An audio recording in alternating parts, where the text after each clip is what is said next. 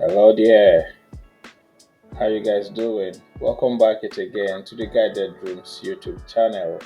My name is Dr. CT Onyema from the Guided Dreams. It's an exciting news for me because hearing about this opportunity, made available by the government of Ontario. Because thinking back as a two-time student here in Ontario, how I funded my education. Now looking at this opportunity to help people fund their education 100%. Man, there's nothing that beats this to me. Now, aside other programs made available by the government of Ontario, including the OSAP and other funding opportunities, this is a new one that they introduced, which they call the Ontario Learn and Stay Grant. Now, this is an opportunity that will help you to study almost free of charge because you're receiving a grant, but the only condition is that you're going to remain and work in that community that you study for X number of months, which I will tell you guys about even as we move on. So, for someone who wants to migrate or who wants to, stay and pursue permanent residency, is a win-win situation. Okay, so I'm going to tell you all about this exciting opportunity called the Ontario Learn and Stay Grant. Who is eligible to apply, how to apply, even checking your application status, where you can work after you graduate. In fact, everything, the eligible programs, the institutions, and the regions. Remember, there are select regions that are, part of these programs. So let's get into this and, dissect this as quickly as possible. I wouldn't like to stay too long on this one, okay, because I know your time is precious. So these few minutes, watch till the end and know everything about this Ontario Learn and Stay grant, and I bet you it will be worth your time. So let's go in now. Now, what is this Ontario Learn and Stay grant? Okay, so it is simply a grant that the government, provides to fund students who study in some selected post-secondary programs in underserved and growing communities in Canada, especially in Ontario. Now, there are some communities that were selected, the northern, the southwestern, and the eastern part of Ontario. Okay, so these three regions were selected to be part of this program. Now, it requires that you must remain in that region where you studied at least for 6 months. If you studied like for 12 months, you must work and remain in that region for at least minimum 6 months. That is an agreement you will sign once you take up this grant. The aim is simply because they want to respond to the labor market needs, especially in the healthcare sector in these regions.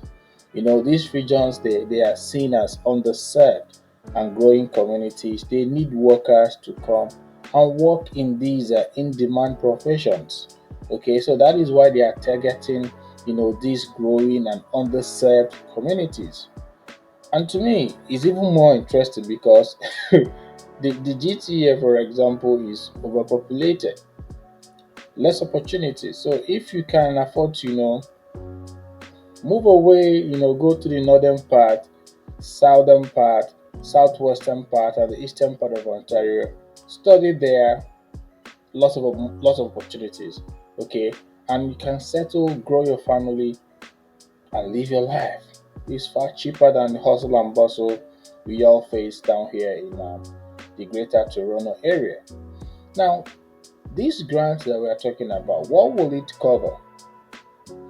It's expected that this grant will cover your tuition, your compulsory fees, your books, your other, what they call the direct educational costs, such like your supplies, your equipment, you talk about your laptops and other things.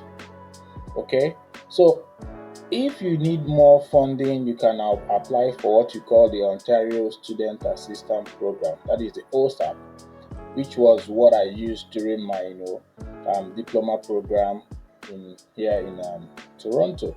Now that one will cover your living costs and other expenses that this other grant may not cover. But believe you me, if you use this grant judiciously, you should be fine. You might not require to take up the OSA. But if you want to, that one is already there for you to also, apply. Now, who can even apply for this? Before we get into who can apply, now, if your program has already started, let's say you are a student and you started your program in 2023 to 2024 school year, not to worry, you can still apply. As a matter of fact, you have up to 60 days before the end of your study period to apply. But you must have been enrolled in an institution that is eligible. Stay with me, I will show you these institutions that are eligible and these regions as well.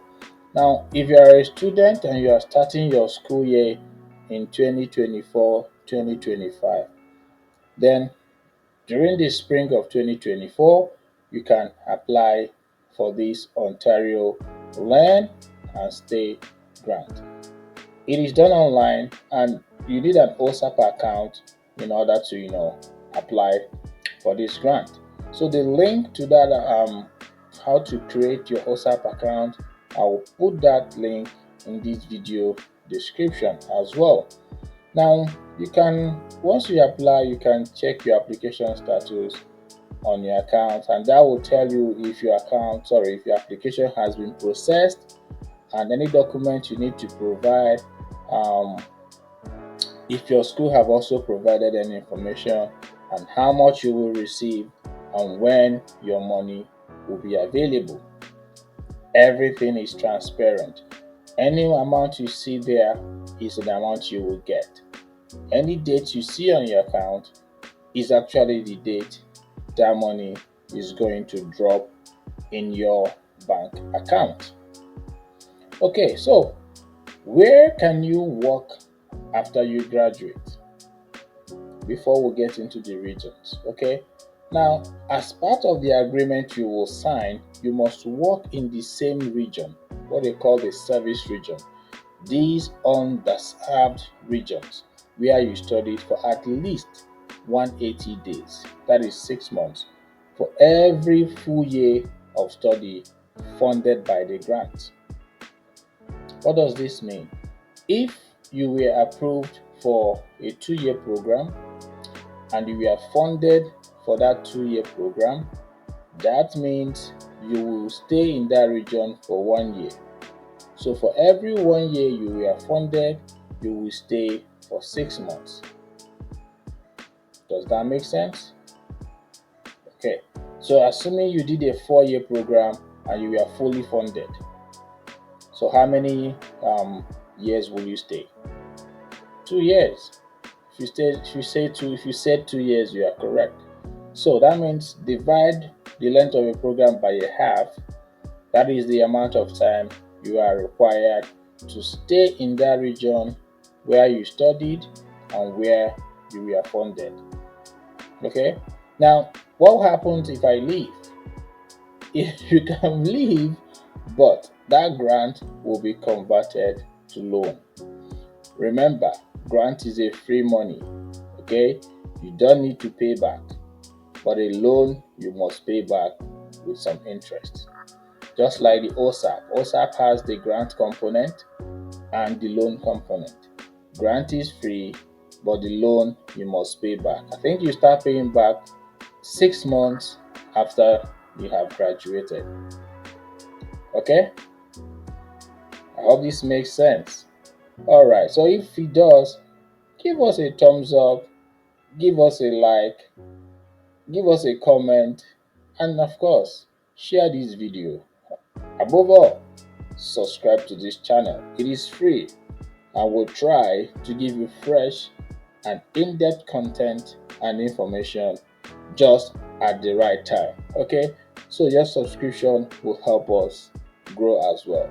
Take a minute just click the subscription button you are seeing down below in your screen, and we'll be glad that you did. Thank you so much. Even as we move on to this one, what are the regions where you can stay? Okay, now there are regions that are tagged, the public health units. Like I mentioned before, this includes the northern region, the eastern region, and the southwestern region of Canada. Okay, so when we talk about the northern region, we're talking about Thunder Bay, the Sudbury, the North Bay Perry Sound, the what do you call this other one? The Timiskaming, the Porcupine, the Algoma. Now, the eastern region, you have the Ottawa, Eastern Ontario, the Kingston, Frontenac, and the Renfrew, the Hastings, Prince Edward countries. Don't worry about these regions. I'll post the link to all these in this video's description. So in the southwestern region, where are we talking about? That is the Huron Buff, the west southwestern, the Lambert, the Middlesex, okay, the Chatham Kent, the Grey Bruce, the Windsor Exit, and the Haddamont Norfolk. Okay, so these are the approved regions where you should find schools in that region, enroll for your program, and apply for these funding opportunities. Now, what are the eligible programs, institutions as well? Now, if you talk about the diploma programs, the eligible programs include the practical nursing, the paramedic, and the medical lab technology, or what you can call the med lab science, medical laboratory science. Okay, so there are a lot of schools listed. For those interested in the practical nursing, you have the Algonquin College, the Cambrian College, Canadore College, the College Borel Confederation College, Fanshawe, Georgian, Lambton, Salt College, St. Clair's College, St. Lawrence College. Remember, given the changes made by IRCC on eligible institutions, not all the institutions or colleges out there are eligible to give you PGWP afterwards. If you want to know more about these PGWP eligible institutions and those to avoid, check out this video up here. Okay, so in this video description, I will put a link that will show you the eligible schools for these three courses that I mentioned, talking about the practical nursing, talking about the med lab science, and also the paramedic. Okay, so for the paramedic, you have other colleges, even the Cambrian as well is also part of it. So I wouldn't waste much time. Talk about the med lab science, St. Clair College in Windsor, the Cambrian College as well. Okay, so they also cover undergraduate opportunities. So if you want to study Bachelor of Science in Nursing, you're also covered. Okay, talk about the Fanshawe, the Cambrian, the Algonquin, the Canadore, Lakehead University, Lambton College, Laurentian, Loyalist, Nipissing, Queen's University, St. Lawrence, University of Windsor, University of Ottawa, a whole lot of these universities. Okay, now for the masters in nursing as well, you talk about the Laurentian, talk about the Queen's University, talk about the Lakehead, and University of Windsor, University of Ottawa as well. So take your time, go through this list, and find the any course that you fancy, and the university, and simply do what? Apply. It's as simple as ABC. Okay, now finally, who are those that are eligible for these funding opportunities? Now, based on the details released, now for you to be eligible for this grant, you must successfully apply and enroll in the first year of an eligible program. I've mentioned this program, and I'll also put a link to this resource that will show you these eligible programs and the institution. So, number one, you must have successfully applied and enrolled in the first year of an eligible program. Now, you must be an Ontario resident. Number three, either a Canadian citizen or a permanent resident or what you call a protected person. Simply mean anybody claiming refugee status. They are protected people. Now, number four, you must commit, to work in the same region where you studied after you graduate. I've mentioned that and how long you should work. Okay. Also, you are not to be receiving funding from other, funding opportunities. Talking about Better Jobs Ontario, talking about the what's it called, Skills Development Fund, or what you call the Begin Initiative. So you should not take other funding opportunity. I mean that makes sense so that it will go round. Okay, so that's in a nutshell all about the Ontario Learn and Stay grant or study opportunity. So if you're out there thinking of what can I do, maybe as a visitor or refugee claimant or something, maybe this is an opportunity for you. Or you may be a permanent resident or a Canadian citizen, maybe this is an opportunity for you. Enroll in any of these programs, get this grant, study, and stay back. From there, apply and work your way to permanent residency here in Ontario, Canada. I believe this video has been worth your time. If you agree with me on this, simply take out 5 seconds of your beautiful time, subscribe to this channel, share this video. That is the only way we can grow and be encouraged to do more. Thank you so kindly for doing that. And as usual, I will see you in yet another one. Adios.